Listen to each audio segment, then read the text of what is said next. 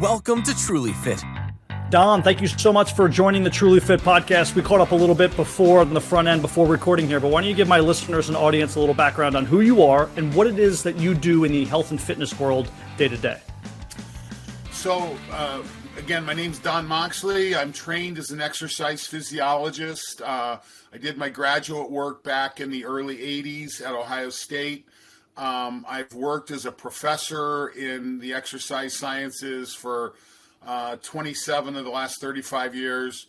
So I've been around the business for a long time, but rather than just burying myself in academics, I've always kept a foot in industry. I had the opportunity to work with Polar, the heart rate monitor company, years ago, and sales and product representation pays quite a bit better than academics. So I've always done that, and I've also always kept kind of a stable of athletes and clients that I work with.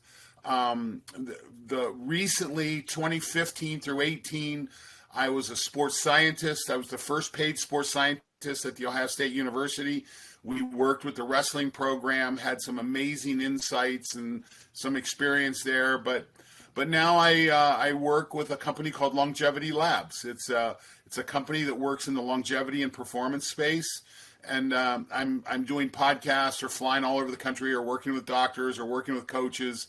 I'm the science guy that works the intermediate, between what is a product, how does it help, and how would you apply it to your population. Well, there's a lot we can talk about, obviously, after that intro, and I'm sure we'll go into more of these science-based questions in a minute here. I do want to really stick to talking about HRV, how it can help the general population know their numbers. Initially, when you mentioned Polar, I had a lot of clients who used to use the Polar equipment, and they would always strap it around their chest. I don't really see those chest straps as much anymore. So my first question is, why do they not use them? Is the technology advanced so much that they don't need those chest straps? Well, no, if you watch the Tour de France, you'll see every rider with a chest strap. Okay. But being able to measure heart rate using photoplasmography or measuring it through the skin, so whether you're wearing a Polar on your wrist or an Apple Watch or any of the number of other devices, so from a heart rate standpoint, that technology is pretty good. So you don't need that strap. Now, there's times when you want a lot of accuracy. Again, if you're a professional athlete, if you're an elite college athlete, that strap is a better device. The EKG is better than photoplasmography, and but you don't have to have it anymore because the technology's moved up a little bit. That makes sense. Let's take a step back here. Can you give us a definition, whether it's a clinical or a Don Moxley definition of what HRV is? Yeah, HRV stands for Heart Rate Variability. And what it is, it's the measurement and difference in time between heartbeats. So we think if your heart rate is 60 beats a minute, you expect a beat every second. So you think beat, beat, beat. But with high variability, you still get 60 beats in the minute, but the rhythm is beat, beat, beat, beat. It's very variable, highly variable. So high variability tells you that your system is in recovery. You have a lot of resources available. It's very what we call parasympathetic. So sympathetic is fight or flight. It's part of your nervous system. It's the fight or flight. Parasympathetic is rest and digest and recovery. So HRV is looking at your stress status. If I'm drained, if I don't have many resources, I become sympathetic. My HRV drops. As I recover and I have a good cycle going and I'm doing the things I need to do, I'll see a higher HRV. So it's a really good master indicator of your health status, fitness status, things like that. You've been in the industry a long time, obviously. I have noticed HRV, let's say in the last 5 or 10 years come about, but were you working with this 20, 30 years ago? Was it around at all? Did you need special equipment? What has changed? Well, so to answer your question, I learned about HRV when I was working for Polar almost 30 years ago. So this is before smartphones, and this is kind of almost before cell phones. Polar had this technology in their devices. If you followed Polar at all, they used to have features like Own Zone and Own Index and things like Own Recovery. These were all HRV based technologies that they had built into their systems. So I agree with you. In the last 5 to 10, certainly the last 5 years, there's companies like Oura Ring and Whoop, and there's a lot of wearable technology companies that have really pushed it to the forefront, and that's why we're getting so much interest in it right now. Before we go into the athletes, maybe how you used it with the Ohio State wrestling team, or how you used it with the athletes you work with independently, let's just talk Gen Pop. The average person, the person who's working out 3 or 4 days a week, why is HRV maybe important to them, and what can they use in the numbers to help them maybe make a decision to work out or not? I just did a talk. I was in Orlando last week at a conference, and I did a talk, and I don't know if you've read Peter Attia's book yet, called Outlive. And Peter talks about medicine 1.0, 2.0, and 3.0. Medicine 1.0 was Hippocrates. Hey, if you make some better decisions, you'll feel better, which included exercise and eating well. That's thousands of years ago. Then you have medicine 2.0 with the invention of the light microscope. We can start to see things that we didn't see before. We see viruses, we see bacteria. We understand germ theory. And all of a sudden, medicine moves again. Now, the challenge is we're living in a medicine 2.0 environment, and we're playing whack-a-mole with diseases, because our primary diseases right now are really lifestyle associated. We're not moving enough. We're eating too much sugar. There's all the things that go with that.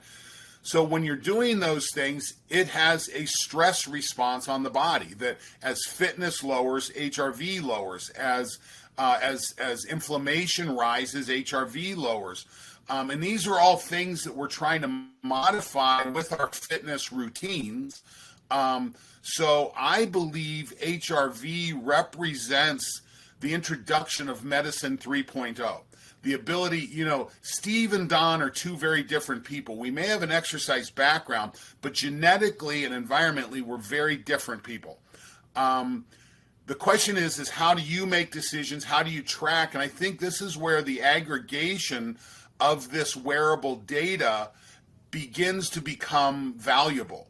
And so to answer your question, I believe it's a master indicator. It's something that you look at that says, I'm either doing good or I need to pay attention to what I'm doing. Well, let's run through maybe more of an experience then. My name is Steve. I work out 3 days a week, not too hard. My goal is long-term health and wellness, just to keep in shape, tone up, that sort of thing, a little bit of fat loss. And I'm wearing some sort of HRV related watch. I wake up at 7 in the morning. My plan was to work out at 8. What would that HRV potentially say on it for me to say, you know what, no workout this morning? You know what? I don't approach it that. I don't make daily decisions using that data. Okay. So first of all, I think when I'm coaching the people I work with, I insist that we establish a long-term goal.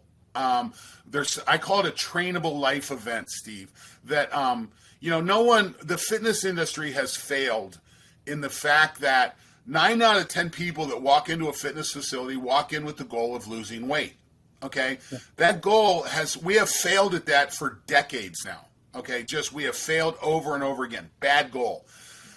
So I always go back and I look at what I call trainable. How do you define yourself? Steve, no one takes a picture of their scale and hangs it on the wall. No one takes a picture of their scale and puts it on Instagram.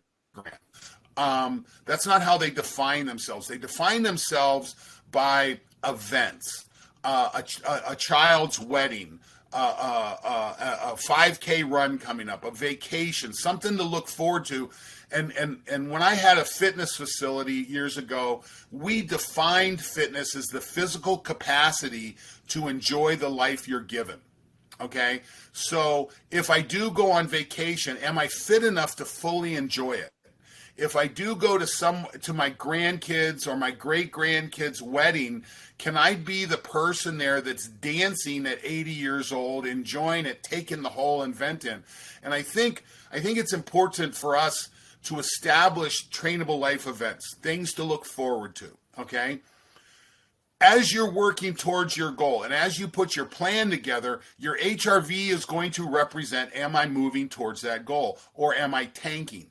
For instance, we used HRV in our wrestlers. We got to where we could use it for diagnosis of problems. If we had an athlete that was where we were worried about overtraining, we could use it to identify that. We could use it for exercise prescription. Do we go harder? Do we go less? And we could use it for selection. We can dig into that more. But my point is that, and here's a perfect example of this, is that one year we have the team in the winter and the spring. Nationals are in March. Big Tens are the end of February. Our Big Ten season is January and February. October, November, December is kind of weight loss season. We start competing then, but it's really about, starting to dial things in, getting ready for the Big Ten season. But in between Christmas and New Year's, there's usually a break. And at this time, we had started a rather extensive, we measured 3.5 million data points on a wrestling team in one season. Wow. And we started to develop a fairly significant data set. And that break between Christmas, New Year's, and the first match, the first dual meet, is about 10 days. So we get the guys back. I've got about 6 days that we can do a real deep training block. And I'm planning on burying these guys, okay? Because it's my last chance to really go after it. From there on out, it's competition recover, essentially.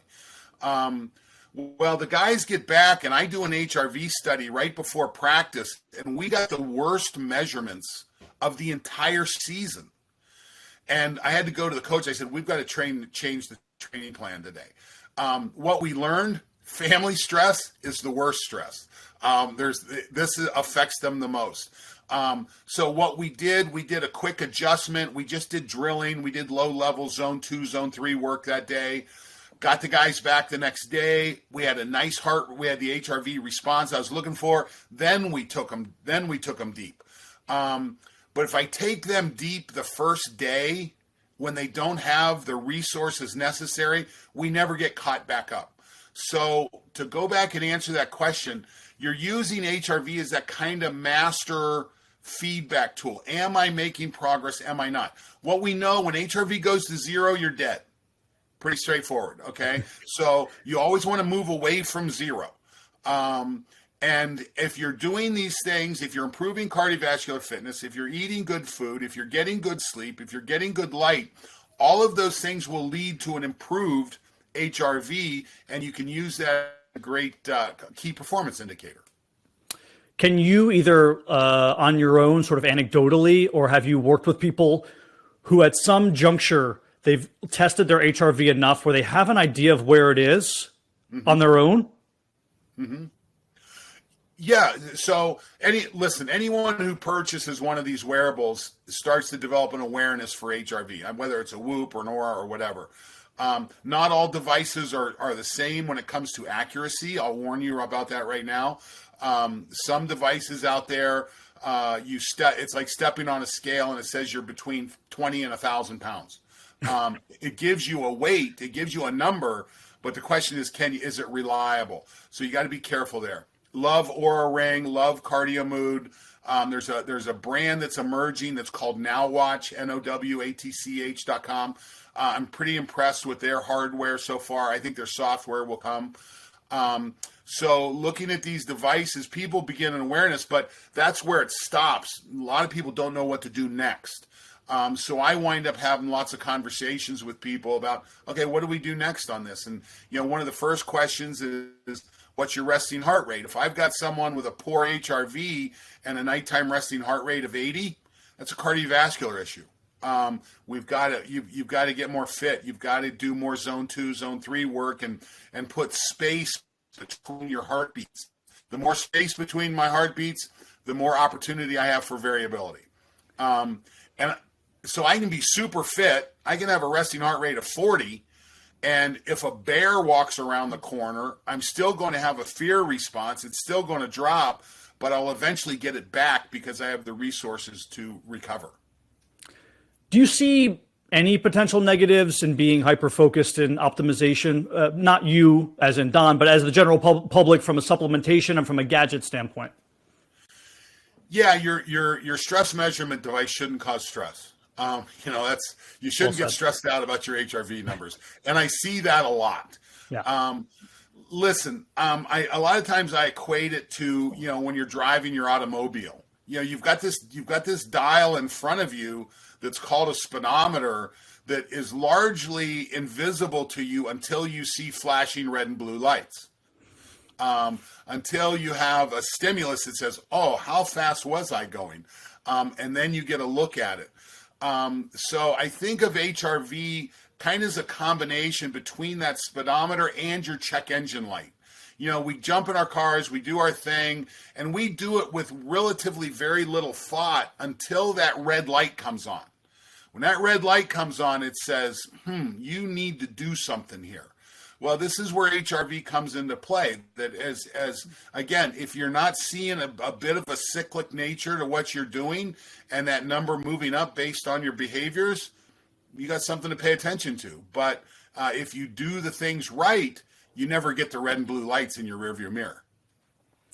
From a recovery standpoint, what else did you find important when you were working with the Ohio State wrestling athletes and you were taking a break outside of just looking at HRV, whether it's numbers or whether it was something that you put forth in the program, whether it was a certain amount of rest or a type of exercise that you really helped recovery?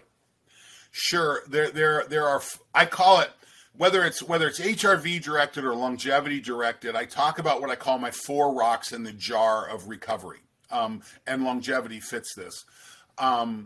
Number one, we live in environments where our movement is dramatically restricted. I call them aquariums.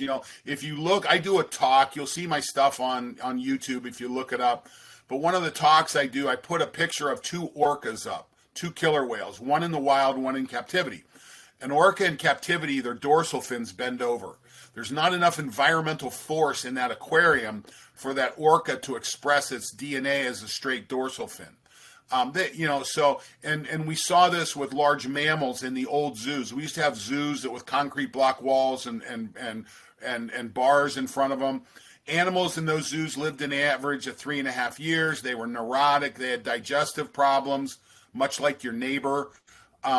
This is the impact of a lack of movement. But if you take that same mammal and you put it in an enriched environment like zoos are today, you get an animal that lives a full lifetime. They reproduce. They're relatively happy. They're enriched. So exercise is environmental enrichment. That's what it is.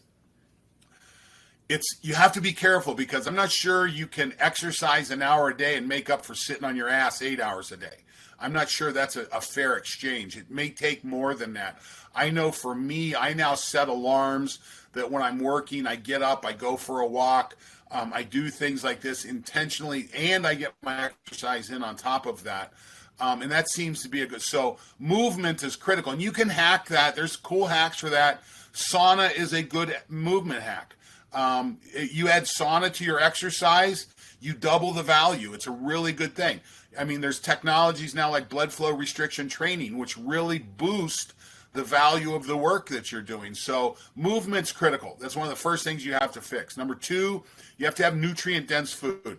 Your system, there are nutrients. They're nutrients for a reason. These vitamins and minerals and micronutrients, they play a critical role in your cells, in your systems, in your organs.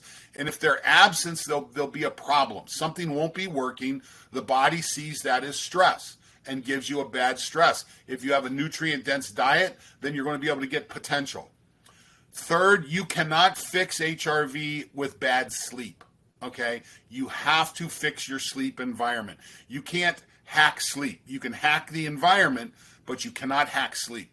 And here's a perfect example. So in the last 3 weeks, you and I were talking. I live in an RV and we travel all over the country. And for the last 3 weeks, my wife has been back east helping her father. So I've kind of been on my own, which has included a trip to Orlando, a flight to Orlando, sleeping in a hotel for 4 days, flying back, get back to California. I drive my rig 8 hours up here to Northern California.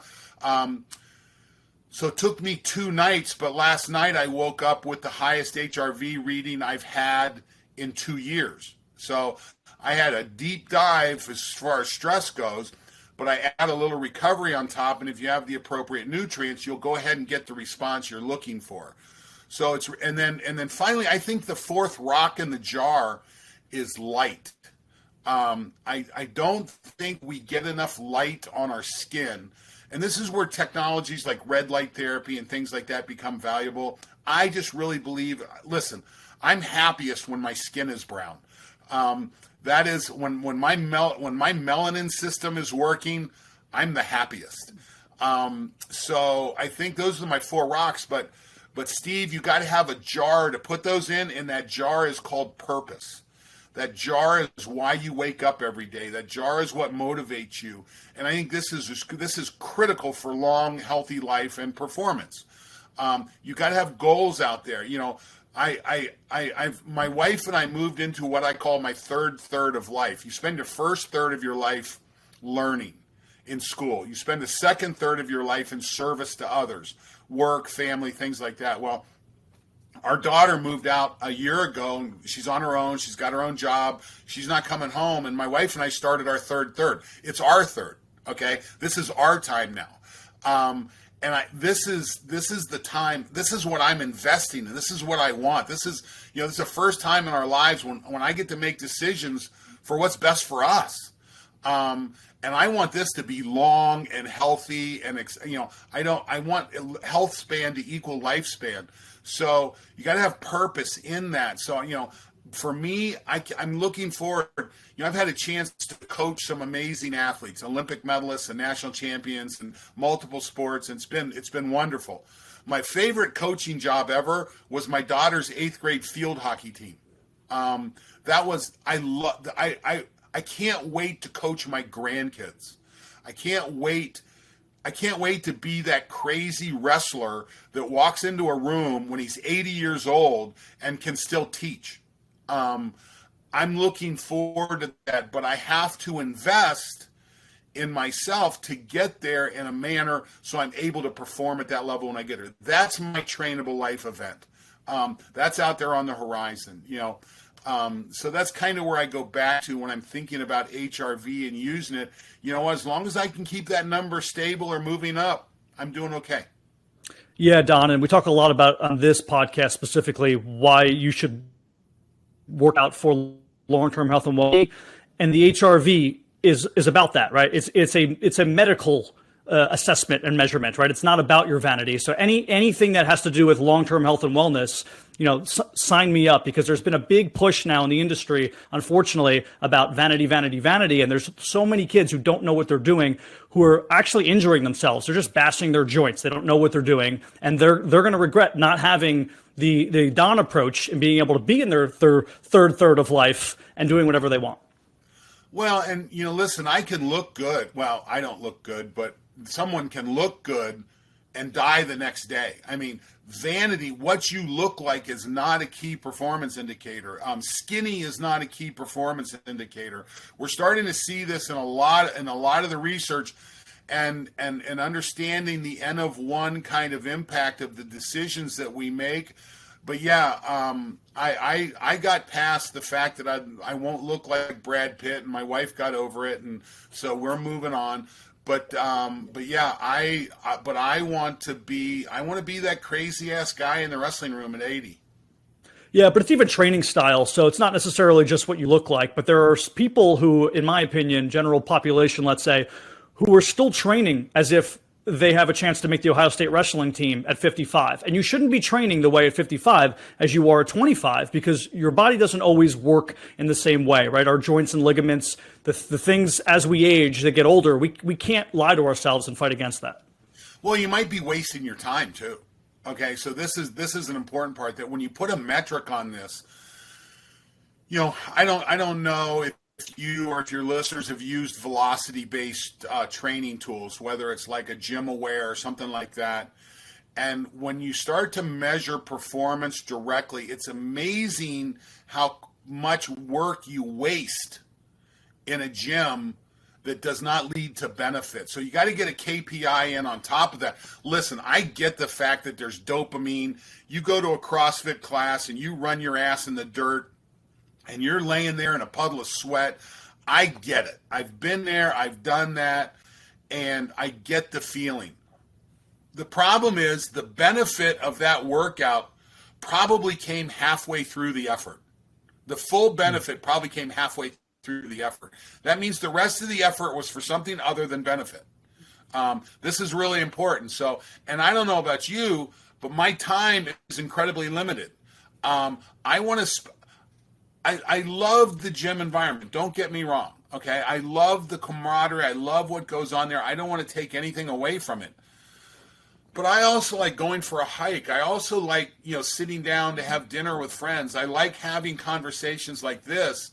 And if I'm spending too much time at it and not getting benefit, I'm changing it in my life. I mean, listen, if your employer stopped paying you halfway through your shift, would you stick with your shift? No, you'd probably stop and go do something. And what I'm saying is that the metabolic benefit probably stopped about halfway through.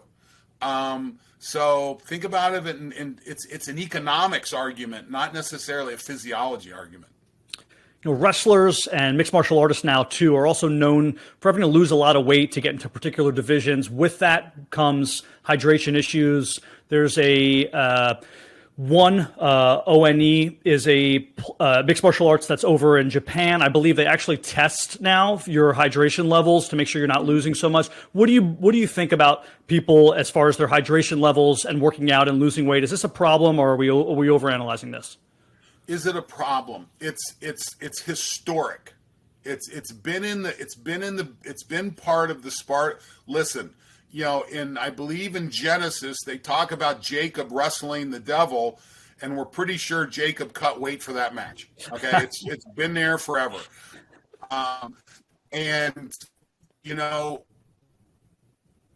People do it because it works when it's done right. Okay, now the number of people that do it correctly are probably less than 2%. Probably 98% of the people out there are messing it up. And again, any benefit they think they're getting, they're not. It's not there.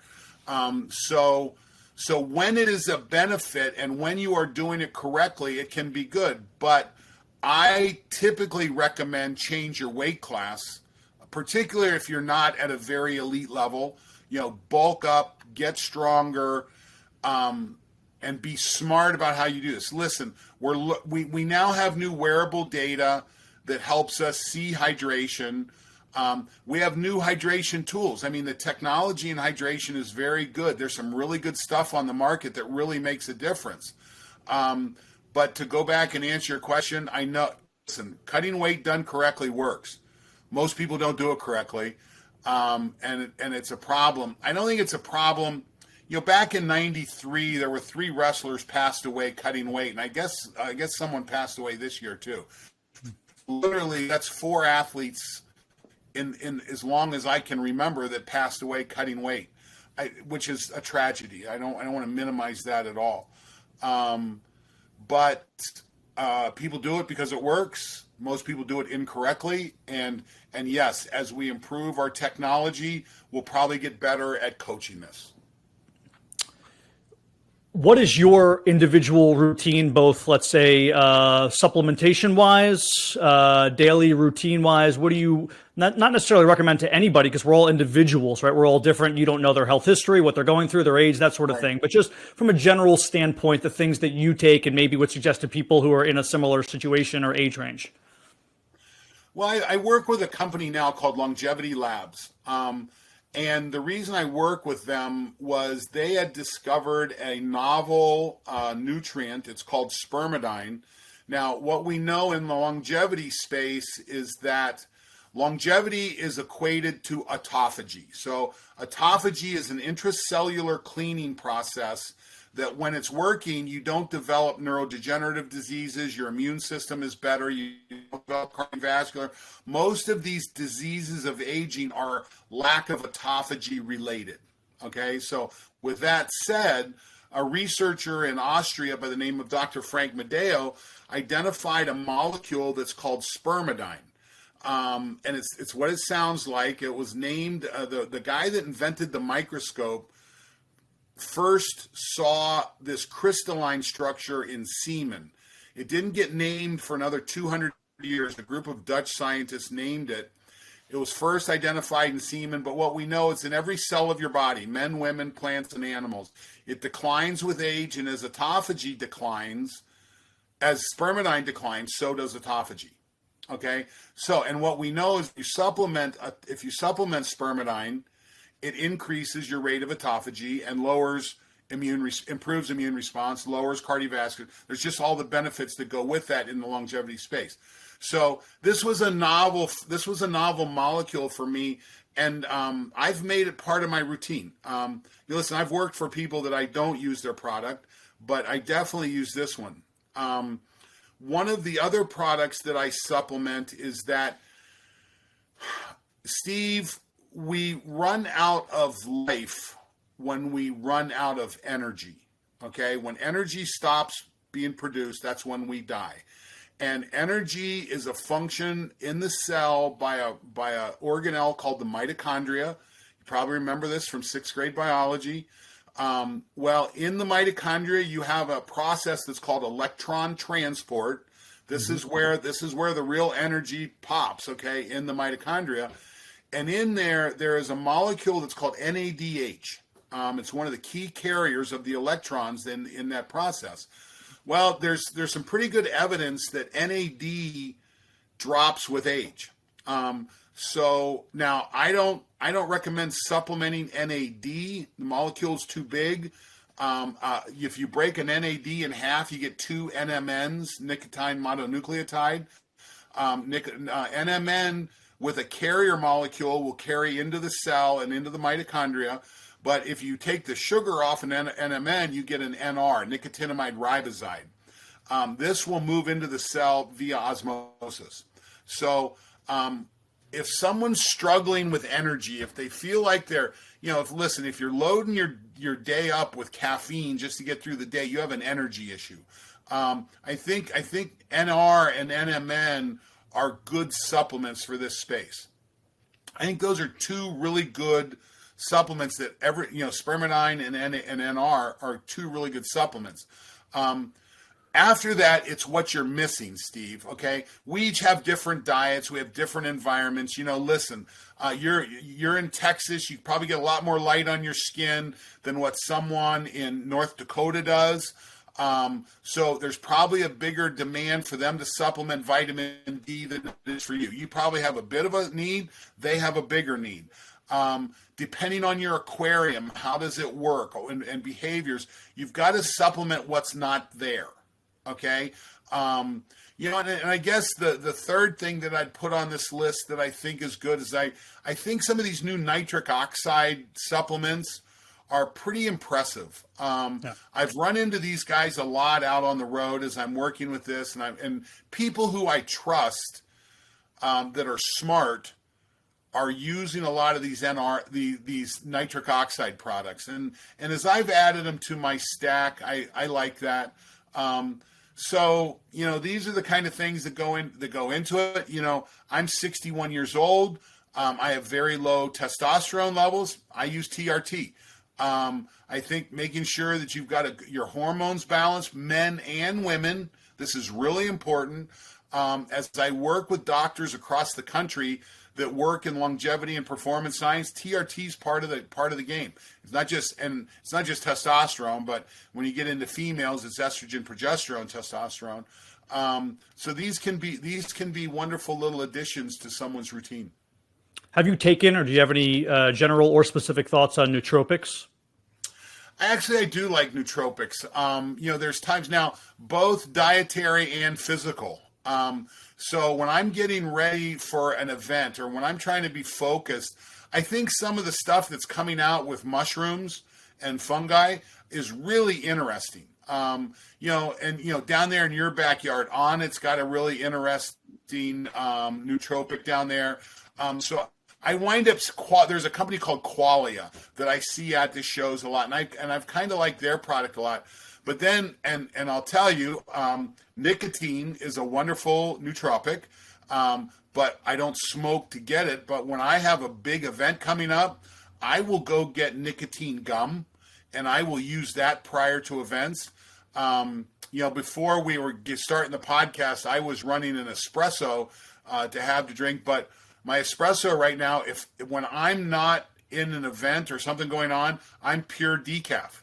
I love the taste of coffee, but I try to clear out those receptors as much as I can so that when I do need the caffeine, it's got a receptor to land on. And that's the same thing with nootropics. And I'll tell you, there's a company, I met these guys in Pittsburgh. It's a product called Apollo Neuro. It's a device, it's a wearable device that works with tonalities that winds up being a nice focusing tool. I really like that tool. So there's lots of ways to help modify your environment to drive this. And then when we throw the last thing in on top of that, we just developed a supplement that's called HRV Plus. It's focused towards HRV. It's a combination of both cannabis extracts and fish oils. The number one driver of poor HRV is high inflammation. As your inflammatory levels go up, HRV will go down. Your body sees stress. So and omega-3s, and we put in there a thing called specialized pro-resolving mediators. These are the biologically available end of the inflammation resolution pathway. So we put them right in there. But the other thing too is that your central nervous system has part of it that's called the endocannabinoid system. Yeah. And I personally believe HRV is a direct measurement of endocannabinoid system status.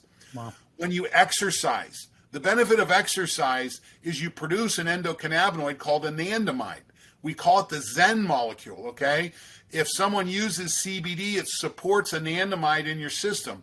Well, there's a pretty good science that supports that, and we've put a bunch of cannabinoids together, CBD, CBDA, beta-caryophyllene, that all support that endocannabinoid system. So to answer your question, yes, I supplement that as well. And so fish, listen, there's not enough fish oil in our diet. So you got to get it. You got to get those omega-3s from somewhere. Yeah, it's really interesting. We had a whole podcast on it with a gentleman named Dr. Chris Sword, who came on to talk about the endocannabinoid system. And one of the things I asked was, is there a good way to measure the, let's say the success of something in helping your endocannabinoid system? And he said, well, that's a loaded question. It's really tough. We haven't found a great way. But if you're right and the HRV is a good way, I think that'll be huge moving forward to kind of push this more into the mainstream eyes. When you start to understand trauma, trauma is an interesting driver in poor HRV. If you're born in a rattlesnake pit, the only way you survive is by being hypervigilant. Okay, that's the only way you survive. Now, how does hypervigilant work? Well, in fear training in both dogs and mice, you have part of your brain that's called the amygdala. This is the fear-sensing part of your brain. And what we know in fear conditioning in dogs and mice, that if you put them in a cage and you shock them and they become fearful, there's a drop of anandamide in the amygdala, okay? And you can't do this in humans because you require autopsy to do it, and humans don't do well after autopsy. But this is one of the reasons that Vietnam veterans liked cannabis so much, is that it raises anandamide levels in the body. It lowers the hypervigilance that comes with stress, and with hypervigilance lowers HRV. This is an indication. So, again, Steve, you and I met online here about an hour ago. I don't know what you've been through. If you've lived a great life, if you grew up in a house full of bunnies, good on you. So you've got a central nervous system that adjusts well to that kind of a challenge. But if you grew up in a place where you've had to deal with abuse, physical, sexual, financial, regardless, it affects your central nervous system. It tunes you to become hypervigilant. it lowers your HRV. And so that's one of the things that, and frankly, we had athletes that when they came in, we got to where I could predict who would be an All-American the first day of the National Wrestling Tournament based on HRV scores. Okay, if you weren't at a certain threshold, I was pretty sure you wouldn't, and no one ever did. You then start to go back and look at these athletes, and did they come from a house full of bunnies, or did they come from a rattlesnake pit? And the closer it is to a rattlesnake pit, the more the trauma is embedded, ingrained into the system, the harder it is. I'm not saying it's impossible, but boy, I'll tell you what, this is something that if you're measuring HRV and you're trying to understand how do I get better, there may be some issues there that you have to deal with. That's very interesting. And to stay on that topic, if there's an 18-year-old today, boy or girl, wrestler or some other athlete going off to college, what advice would you give them now that you've been working with athletes, you were an athlete yourself, both from a psychological standpoint and from a physiological standpoint? Well, I'll tell you, Steve, one of the most valuable things that happened to me when I was a sophomore, eligibility wise, I made the starting lineup and I was 6-12. Of the 12 losses, I was winning 11 of the matches when I got pinned. I couldn't get off the bottom. So that summer, I went and spent that summer in Virginia Beach at a place called the Granby School of Wrestling, and I was a counselor there, and I became unrideable. And I went from 6-12 one year to 39-9 the next year. So I had a lot going for me. I just had to solve for my lowest common denominator, the variable that stopped me the most. Well, the 39-9, the ironic thing about that was, of the 9 losses, 7 of them took place in dual meet situations in St. John Arena, our home arena. I couldn't win it. I couldn't lose on the road, and I couldn't win at home. And I happened to hook up with a sports psychologist that year, and it was life-changing. Learning to change the perspective.